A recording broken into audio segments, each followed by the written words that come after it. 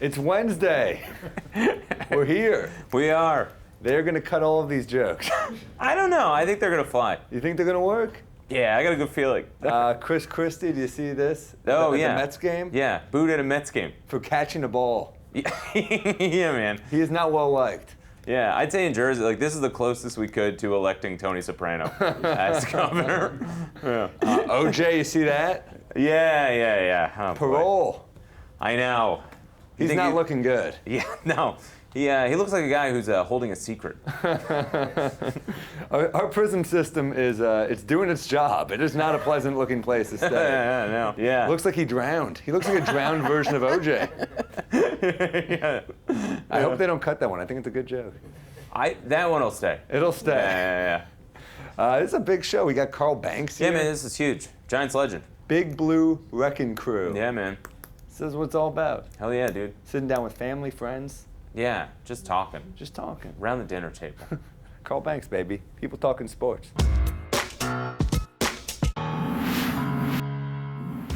Welcome to People Talking Sports. I'm joined by the great Carl Banks. Thank you so much for being here. Thank you for having me. I love the Knicks shirt. Yeah, it's appropriate. I'm a Knicks fan. We're in the Knicks family here, and I'm so happy. I can say it now. I'm so happy we have a new GM.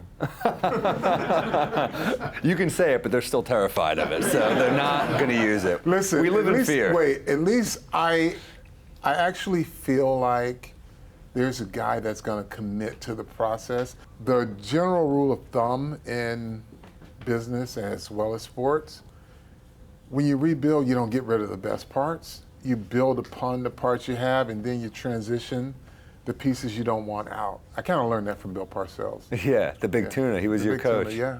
What was he like as a coach? No one would ever know the Bill Parcells that pretty much put his heart on his sleeve and just appealed to a team.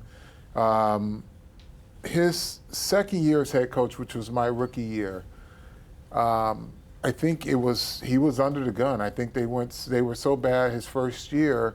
I remember after a training camp practice, and this is the beginning of the whole Parcells guy thing, he says to the team, he says, some of you are not going to be here. I'm going to get my you-know-what fired if I don't win around here. So I got to make some tough decisions. Some of your friends aren't going to be here, but what I need to know right now is the guys that are going to be here, I need them to be my guys. And that was kind of the beginning of the Parcells guy. Always hear he's a Parcells guy because he wanted, it was his mass appeal, and we bought in at that moment. It was like, let's go run through a door for this guy, because he says, I'll do whatever I need to do for you guys if you do the same for me. And it was just kind of the beginning of that relationship. I say the same thing to people in the crowd at my shows. I say, you look some of you are around not and going to they're be going the here. other way. You won 2 Super Bowls with the Giants, and you're part of one of the most intense defenses. You and Lawrence Taylor together. What is it like to be beside him?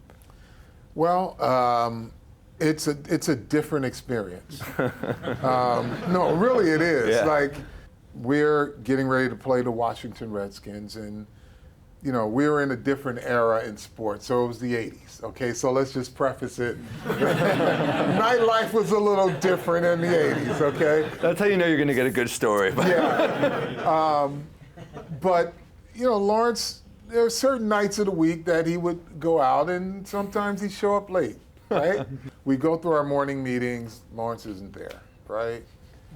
So we break for lunch, we come back, and now the most important part for our pass rush needs him in there, right? And he comes in, goes up under a table, he's got his dark shades on, and he goes to sleep, right? He just goes straight to sleep. We call it a Costanza. Yeah, he did a Costanza. And so our coach, our defensive line coach, Lamar Leachman, is drawing up the pass rush. And you could just see him getting more and more upset because he's circling Lawrence and he's doing certain things and he shows the film. And at a certain point, he was just so fed up because Lawrence was out cold. He cuts the lights on and he's dropping a few expletives. So Lawrence sits up. He's like, what? And so he says, we're trying to put a pass rush in.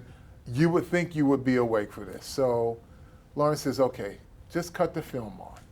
Cut the lights back out and cut the film on. He looked at 2 plays, right?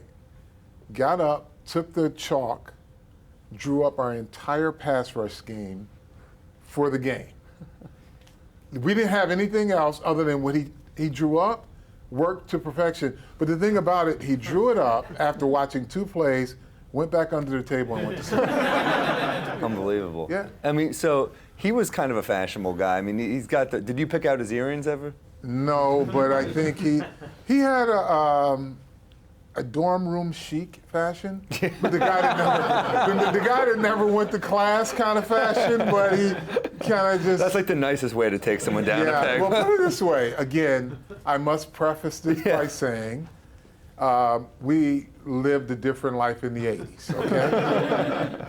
That's probably for the best, I would say. Yeah, well, like, he would just throw something together, and then he was notorious for having dress shoes and no socks. But he hated dress shoes. He wore flip-flops on the plane most of the time, but he was required to board the plane in shoes. So, but he was a mess. He could dress when he wanted to. It's just that he never had time to put his clothes together. So he was either coming from somewhere to get into, be on time, and he just grabbed something from home, or he called somebody to tell him to have his stuff ready for him. But those were fun times. Ball boys made a lot of money in the 80s. I shouldn't be sharing these stories, but they're so much fun. Okay. There's a reason I'm staying quiet. I'm letting you go. Yeah? I must preface this by saying things were different in the 80s. Okay. So the general rule of thumb is if you're going out on Friday night and we have to be at the stadium by 8 and on the plane by 12, 9 and then on the plane by 12, you could not go home. So at the end of the night, whether it was 4 or 6 or whatever, every guy was to go and park in Giant Stadium. And there were a few ball boys assigned to knock on windows to make sure everybody was in the meeting. Nothing went on Saturday. We had a walkthrough on a Saturday, and then we just showered and went to get on the plane. So we just had to make sure we were in the building. So we had a couple of ball boys that were responsible for knocking on windows. So guys would go to. I like picturing a ball boy having like Lawrence Taylor over him, just like carrying him to the plane. It was just knock on Lawrence's window. Yeah. Because he's sleeping in the parking lot. It was a line of cars of guys sleeping in the parking lot. So it was a different time. It was the 80s. We talked about, business, and some athletes prepare for life after sports. I read that you knew you were going to get into fashion early on, that you knew you had a business. Well, yes. I became one of the spokespeople for Starter, and for those who don't know Starter, it was the 80s and it was a different time in sports, but but it defined sports, fashion, sideline fashion, and I think of Run DMC too. Yeah, everybody had a Starter jacket, right? And so the NFL gave me an opportunity to do big and tall suede-only jackets. And then the NBA gave me a big and tall blanket license. And so I started to build my business then. 4 years ago, I was able to acquire the license for the Starter brand and relaunch that, which was a lot of fun. And I'm proud of what I built. And it's continuing to grow. Thank you so much for sitting down with us. Will you stick around and join us for the panel? Absolutely. More come up with Carl Banks right after this. Welcome back to People Talking Sports. Let's sit down with our panel. He's got more Super Bowls than I have bowls. I have one bowl. Carl Banks. Anthony DeVito. His mom watches every night. Hi, Joanne. And the Bucks have Giannis. We have our own Greek freak, Stavros Halkias. Hey gang, how we doing? Lucky Whitehead of the Dallas Cowboys alerted the world that his adorable dog Blitz had been kidnapped and held for ransom. Blitz was safely returned last night, but not before falling into the hands of a local rapper named Bugatti Casino, who vehemently denies having stolen Blitz. He says he paid someone else $20,000 for him and simply wanted to be reimbursed. I don't want to side with Bugatti, but I think he makes a fair point. Once you're in that deep, get paid. 20K on a dog. I think that this is hilarious. First of all, every name sounds made up in this story. But I'm not convinced that this isn't Jerry Jones hiring this guy to get Ezekiel Elliott out of the news. You know what I mean? Like, Bugatti Casino sounds like what Bugatti Casino. Yeah, that's what an old rich guy that's never heard rap thinks a rapper's name is. You know what I mean? That's just like a fancy car in a place with money. Like if next week, Dak Prescott's snake was abducted by Lamborghini bank account. You know what I mean? Like, well, it sounds totally fake. Yeah, it just seems like the plot to Taken 4.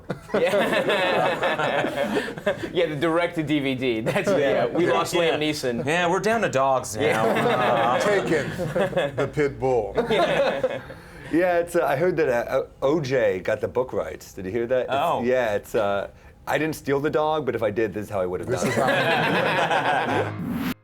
Colin Kaepernick fires back at Michael Vick's for his Stockholm Syndrome post. Basically, this is a racial story. This is Michael Vick kind of giving him advice. By the way, I can't believe Michael Vick was not the dog story. This is a whole story. But Michael Vick, he kind of said, you're not signed because of your afro. You should maybe get it cut. It's a bit of a controversial take. People say the damnedest things on camera, so I'm probably going to say the damnedest thing here. Here's a guy who got advice because he had to go before a parole board, number one. Number two, he had to be presented by probably the most impeachable coach in all of sports, Tony Dungy, in order for him to get in the league. And it was still only one team that wanted him. Right? But he's going to give Colin Kaepernick advice on bringing attention to a social problem that you can't ignore. So whether or not you agree with the protest, that's everyone's choice. Sure. But you, Michael Vick, giving him advice on cutting his hair so he can be presentable, I don't think so. It's crazy that they won't sign him, but like Mark Sanchez has a job. You know what I mean? Right. But like, Vic might be onto something. I think he should change his hair, but I think he goes the other way, Jerry curl. You know what I mean? I want to see. Full Deion Sanders? I want to see him in Roger Goodell's office just dripping Soul Glow everywhere. You know what I mean? He's not getting enough credit. This is a guy who took a 49er team to the Super Bowl, who was an explosive mobile quarterback, and had time to star in the Boondocks. Multi-talented. A haircut isn't an issue. If it was, I wouldn't have a job. We're meaning to talk to you about that, actually. We got a Redskins story here. Bruce Allen, the Redskins president, continually calls his quarterback Kurt Cousins. 6 times in 2 minutes. I mean, this is if you care about your quarterback, you're maybe knowing his name. Well, because Kirk is the ultimate side chick. I like this theory. They're still waiting for the next thing to come along, but since you're here and you're good to me, we're gonna keep you around. But they don't want to make a commitment to him. Oh, I see. Yeah. But you'll miss a good thing when it's gone. Trust me, Kirk is good. Yeah, they're talking. It's like they're at a party and they're like, "Nah, you're great," but they're like looking over the shoulder. Kurt, we love you. The franchise tag is basically the "you up" text of the NFL contract. You know what I mean? More on People Talking Sports coming up right after this break.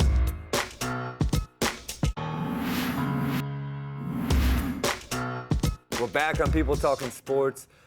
This is a weird story here. Bruce Arians of the Cardinals, the coach, admitted to having his stomach pumped twice as a kid for drinking paint. He's a coach. Think if he was like a UFC fighter, he'd be the most feared man on the planet. Yeah. Who would you rather fight? Some guy who knows judo or a guy who drinks paint? I used to work for a paint company. I got to say, when I was in Baltimore, I used to work for a paint company, and I kind of see where he's going. You know, like I What poured.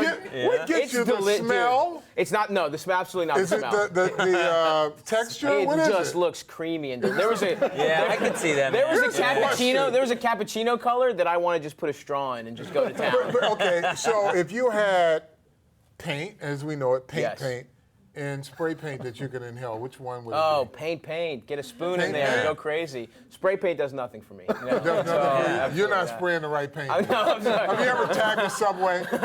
No, I haven't. But I'm gonna Okay. get into it. Drinking paint's pretty crazy. What's the craziest type of thing like that? That I've ever drank? Yeah. Milk? This is a weird one, but you're in fashion, so you're perfect for this. Gabrielle Union has talked about Dwayne. Hopefully, get a picture of this. Dwayne Wade's Manny Packs. I hate that name, Manny Packs. It's Me too, infuriating. yeah. By the way, this is a reaction to Jimmy Butler being traded. There's no question. The Like, Manny Pack? yes. Did you guys see the one where he's holding, I guess it's the purse or merce, that looks like a dog? Yeah. that's Oh the my one. God. They're in, where is Milan Fashion Week? Yeah. Brutal. Interesting. It's like Cause and effect, avant-garde, but I think we'll get into it with Liz probably, but like the whole fashion thing, there are very big extremes. Like, we'll wait, but there's a quarterback that talk wears about it like, with us. there's a quarterback that wears like the Dudley Do-Right hat named Cam Newton. Oh yeah. You got, I mean, it's just fashion has gone a lot of different areas now, and I think Clyde would be very proud of these guys. How do you get the name Manny Pack? Yeah, I hate the name. Is it Just like a fun little pun, you know? Fanny, But Manny. is it like you go to the store and you ask for something and you got to go into your Manny Pack to pay for it? Yeah. Or I think that's where he's you had a keeping- friend named Manny who used to carry around in a bag. Oh, and that's now, true. It could be his boy Manny designs them. Yeah, we don't no, know. or you know? Manny, Yeah. Manny was a childhood friend that went away. I think it. And It's a tribute. now he's a tribute to Manny. It's a Manny I Pack. think it comes from Manny Pacquiao. There you go.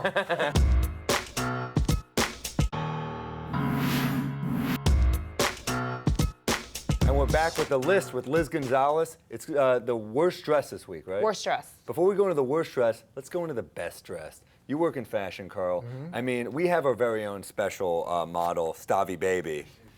What do you think about this? I love it. I love it. It's like the peach fuzz on the head kind of accessorizes the whole nudity thing. Thank you, yeah. If you guys, if you're looking for a starter model, I'm just saying, I'm available. You know what I mean? All right, when we get to starter models, we will. I do underwear as well. All right, well, Liz, who do we have for worst dressed? All right, so SI did the top 50 best dressers. As far as athletes are concerned, we're going to do the worst dressers to keep things a little bit more lively. And we're going to kick off the list with Andrew Luck. I can forgive the scraggly, overgrown beard, but these bucket hats, fisherman's hats, I don't even know what they're called, are just completely unforgivable. The guy went to Stanford. He's supposed to be smart. What's going on here? He looks like Gilligan if he went to Equinox. Next up, Ryan Lochte. Now, there are a lot of reasons to make fun of this guy, the least of which is really the way he dresses. But this guy wore grills on multiple occasions throughout multiple years. Him trashing a bathroom in Rio, that was not the dumbest thing. Wearing those grills was the dumbest thing he's ever done. Yeah, he's got the teeth of a rapper and the face of a guy who wouldn't let his daughter date one. He's the guy that played in Malibu's Most Wanted. Wow. What a deep cut. Take that, Deep into the Jamie Kennedy library. Yeah, you know, I don't. Ryan Lochte. I mean, I'm probably perfect for this because I kind of look like Michael Phelps if he kept smoking pot. Next up, what about the entire Toronto Raptors team from 1997 to 1999? These uniforms are so ugly, I'm literally speechless. Sam, help me out. I really have nothing to say about this. It kind of looks like if like a Nickelodeon kids show became a sports franchise. You know? I'm like Toronto Rugrats. What is that? Is that the one with the raptor on it? Yes. Yeah. The cartoon version of it looks like it's a kid's bed sheet. Guys, I have to tell you something. Oh, no. I kind of like it, on the record. Yeah, I think it's pretty good, actually, yeah. Didn't like them at the time, but I like them now because they symbolize a fun era of T-Mac There you go. and Vince and Muggsy But they were Bogues. ugly then, though, right? They were ugly then, but a lot of these jerseys that were ugly then kind of age well, I think. Well, don't think know. about this. Chris Bosh had like He was the first guy with the like dread things going too. Yeah, when the he was there. twisties. Yeah. Yeah. Those are everywhere And then he now. got traded and cut him off. That is not the same thing as an animated dinosaur in a jersey. It's just not. Liz. We were. Am I kind of inching away from the Liz, friendship I'm gonna send you one of those jerseys, Yeah. along with a Raptors 90-something starter. You send She me a wears- jersey, I will wear it on the show. Okay. She wears a male 2XL, by the way. Just yeah. She disappeared in a 2XL. Next up, Brian Wilson. Oh God, this entire tuxedo that he wore to the ESPY still haunts my dreams. It's so bad he made Danny DeVito's penguin look pretty good. And don't even get me started on the onesies or the beanies that he insists on wearing. He lives in Los Angeles. You don't need a beanie on your head. It's weird that he has the same name as a Beach Boy, but he kind of looks like someone that would come out of the water and attack you. I'm kind of thinking It's he's scary. he's auditioning for one of those like Plastic Man or Captain Underpants or something, because that one ESPY's suit was just like, all he needed was like a signature or a letter on the front of his white shirt, and it would have been perfect. Yeah, he could be Disappoint Your Father Man with that tuxedo. And last on this list, I feel like I'm betraying my childhood wrestling idol, but Hulk Hogan is literally the model image of when holding on to your youth goes wrong. The hair, the mustache, the bandana. I get it was the 80s. Carl Banks said it was a different era. But you're 63 years old now. Now it just looks sad. Liz? Do you remember the Hulkamania shirts? The ones that he used to rip off? I love that. Those are great.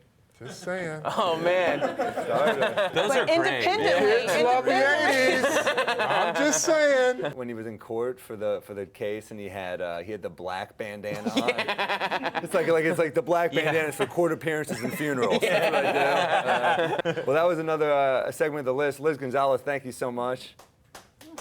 Yeah. Stavy, baby. Thanks, buddy. Bobby, baby. Vito and Carl Banks, thank you so much Carl for joining Banks. us, man. Thanks Thank for you. having me. Starter, you got to get on this stuff. I love the shirt, by the way. Keep watching the show. Come back tomorrow night for more with Wally Zerbiak. Thanks for joining us.